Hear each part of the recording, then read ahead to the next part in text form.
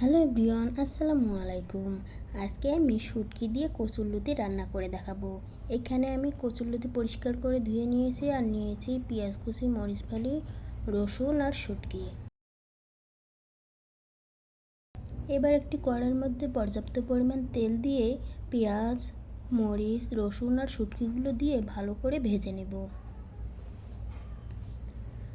ভালো করে ভাজা হয়ে গেলে এরপর আমি দিয়ে দেব 1 চামচ হলুদের গুঁড়া,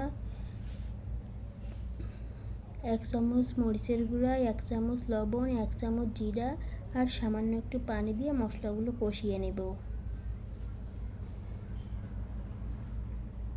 এই মশলাগুলো কষাতে কষাতে আমি কয়েকটা রসুনের কোয়াও দিয়ে দেব।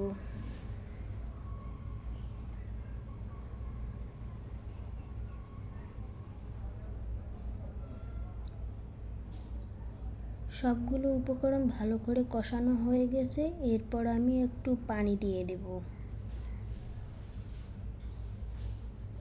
এই রান্নাটা আজকে আমি একটু ভিন্ন রকম রান্না করতেছি।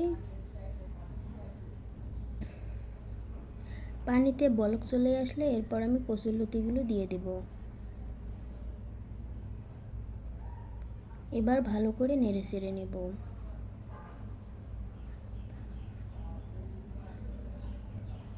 আমার কাছে সবথেকে ফেভারিট খাবার হচ্ছে এই কচুরলতি।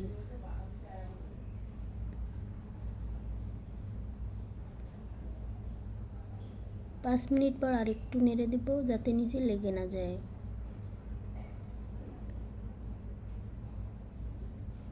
আজকে আমি কচুরলতিটা একদম ভাজা ভাজা করে রান্না করে নেব।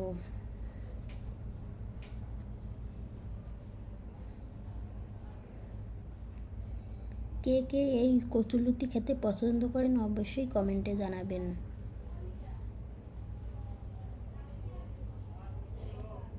দেখতেই পাচ্ছেন কালারটা কতটা চেঞ্জ হয়ে গেছে।